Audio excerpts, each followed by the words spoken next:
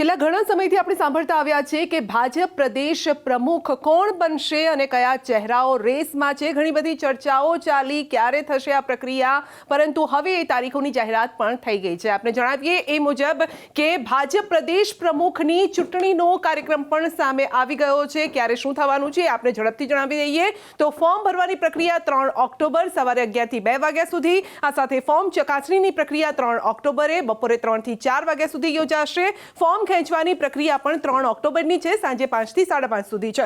આ સાથે મતદાનની પ્રક્રિયા છે 4 ઓક્ટોબરે સવારે 10 થી 11 વાગ્યા સુધી અને મતગણતરી યોજાશે 4 ઓક્ટોબરે સવારે 11 વાગ્યાથી। પરંતુ આ મતગણતરી અને મતદાન ત્યારે થઈ શકે જ્યારે ઘણા બધા રેસમાં હોય। જો એક જ વ્યક્તિ રેસમાં હોય તો પછી આનું કદાચ ઔચિત્ય નથી રહેતું, એ કદાચ નામ પણ ડિક્લેર થઈ શકે છે। હવે આગળ વધીએ અને કોણ મતદાન કરશે, કયા ચહેરાઓ છે એ પણ આપને જણાવીશું। પહેલા તો જણાવીશું કે 292 મતદારો મતદાન કરવાના છે।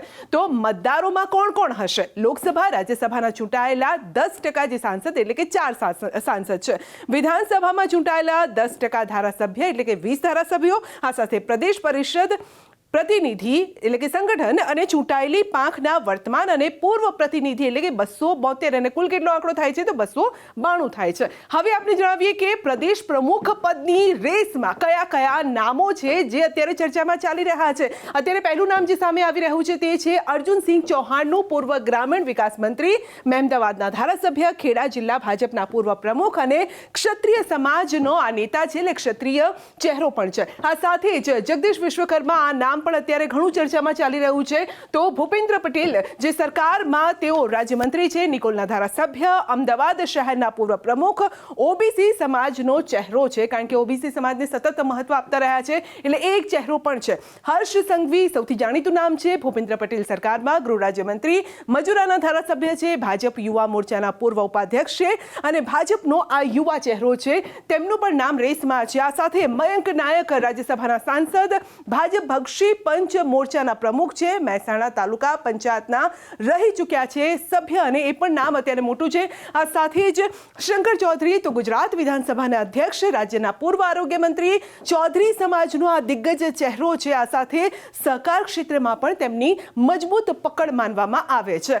હવે કોણ કોણ કરશે મતદાન, તો કયા મોટા ચહેરા છે, કયા દિગ્ગજો છે જે મતદાન કરવા જઈ રહ્યા છે? તો અમિત શાહ સાંસદ ગાંધીનગર, આ સાથે CR પાટીલ સાંસદ નવસારી અને મનસુખ માંડવિયા સાંસદ પોરબંદર, આ સાથે જ નીમુબેન બાંભણિયા સાંસદ ભાવનગર, આ સાથે ભૂપેન્દ્ર પટેલ ધારાસભ્ય ઘાટલોડિયા, જીતુ વાઘાણી ધારાસભ્ય ભાવનગર પશ્ચિમ, આ સાથે જ અન્ય નામો છે પ્રદ્યુમન વાજા ધારાસભ્ય કોડીનાર અને મનીષાબેન વકીલ ધારાસભ્ય વડોદરા શહેર, દર્શિતાબેન શાહ ધારાસભ્ય રાજકોટ પશ્ચિમ। આ એક મોટા જે ચહેરાઓ છે જેમને અમે નામ બતાવી રહ્યા છે જેઓ મતદાન કરવાના છે। તો અર્જુનસિંહ ચૌહાણ ધારાસભ્ય મહેમદાવાદ, જયરામ ગામિત ધારાસભ્ય નીઝર, કેશુભાઈ પટેલ ધારાસભ્ય ભુજ, સુખાજી ઠાકોર ધારાસભ્ય બેચરાજી, વિપુલ પટેલ ધારાસભ્ય સોજિત્રા, મહેન્દ્ર પાડલિયા ધારાસભ્ય ધોરાજી, જયંતિ પટેલ ધારાસભ્ય માણસા, અરવિંદ રાણા ધારાસભ્ય સુરત પૂર્વ, અનિકેત ઠાકર ધારાસભ્ય પાલનપુર જેઓ મતદાન કરવાના છે।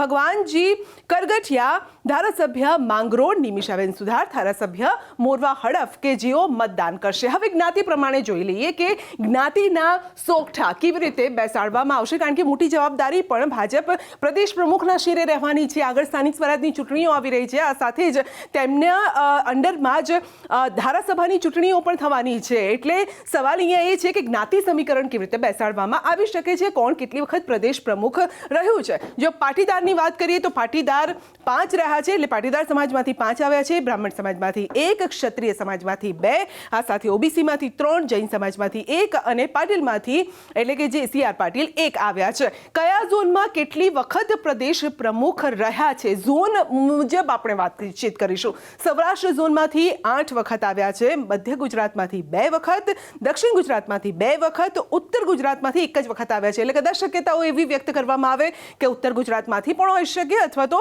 મધ્ય અથવા તો બીજા ઝોનમાંથી હોઈ શકે છે, કારણ કે સૌરાષ્ટ્રને સૌથી વધારે આ પદ મળ્યું છે। હવે ક્યારે કોણ ભાજપ પ્રદેશ પ્રમુખ રહ્યું હતું? 1980 થી 1983માં પાટીદાર ચહેરો લેવા પાટીદાર સૌરાષ્ટ્રમાંથી આવે છે, કેશુભાઈ પટેલ રહ્યા હતા। આ સાથે 1983 થી 85 બ્રાહ્મણ સમાજમાંથી, મધ્ય ગુજરાતમાંથી મકરંદ દેસાઈ રહ્યા હતા. 1985 થી 1986 પાટીદાર એટલે કે કડવા પાટીદાર સમાજમાંથી ઉત્તર ગુજરાતમાંથી આવ્યા ડોક્ટર A.K. પટેલ. એ બાદ લગભગ કોઈ નથી આવ્યો. અને 1986 થી 1991 ક્ષત્રિય સમાજમાંથી મધ્ય ગુજરાતમાંથી આવ્યા શંકરસિંહ વાઘેલા આવ્યા. આ ઉપરાંત 1991 થી 96 સુધીની વાત કરીએ તો ઓબીસી ચહેરો દક્ષિણ ગુજરાતમાંથી આવ્યા કાશીરામ રાણા આવ્યા હતા.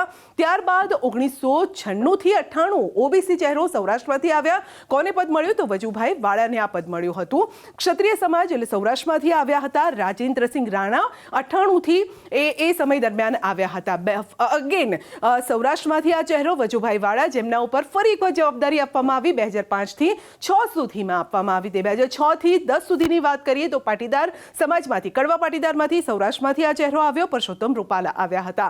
તો તેમને જવાબદારી અપાઈ હતી. સૌરાષ્ટ્રમાંથી અગેન એક જવાબદારી આપવામાં આવી હતી. આ ચહેરો હતો લેવા પાટીદાર સમાજમાંથી આરસી ફળદુ 2010 થી 16 સુધીનો તેમને આ જવાબદારી અપાઈ હતી. સૌરાષ્ટ્રમાંથી અગેન જૈન સમાજમાંથી આવ્યા ફેબ્રુઆરી 2016 થી ઓગસ્ટ 2016, કારણ કે ત્યારબાદ તેમને મુખ્યમંત્રીનું પદ અપાયું હતું એટલે વિજય રૂપાણી આવ્યા હતા. એટલે આ એવા ચહેરાઓ છે. ત્યારબાદ પાટીદાર સમાજમાંથી લેવા પાટીદાર સમાજમાંથી સૌરાષ્ટ્રમાંથી આ પણ ચહેરો આવ્યો જીતુ વાઘાણી 16 થી 20 સુધી તેમણે કાર્યભાર સંભાળ્યો હતો. હવે 2020 થી અત્યાર સુધીમાં કોણ તો પાટીલ આવ્યા CR પાટીલ દક્ષિણ ગુજરાતનો આ ચહેરો CR પાટીલ. હવે સવાલ એ છે કે હવે કોણ હશે, કઈ રીતે જ્ઞાતિ સમીકરણો બેસાડવામાં આવશે, ચૂંટણીને લક્ષીને કે પછી જ્ઞાતિ આધારિત બેસાડવામાં આવશે એ જોવાનું રહેશે. પરંતુ હવે જો એક જ નામ હશે તો પછી મતદાન અથવા તો આખી જે ચૂંટણીની પ્રક્રિયા છે તેને કોઈ ઔચિત્ય નથી રહેતું. પરંતુ એક કરતાં જો વધારે નામ હોય તો પછી આ મતદાન થશે ને ત્યારબાદ એ ચહેરો પણ સામે આવી જશે, જેની આગેવાનીમાં આગામી સ્થાનિક સ્વરાજની ચૂંટણીઓ યોજાવાની છે. આ સાથે વિધાનસભાની ચૂંટણીઓ પણ આવી રહી છે. એટલે ઇંતજારીનો અંત આવી રહ્યો છે. બસ હવે લગભગ ગણતરીના કલાકો જ બાકી રહ્યા છે.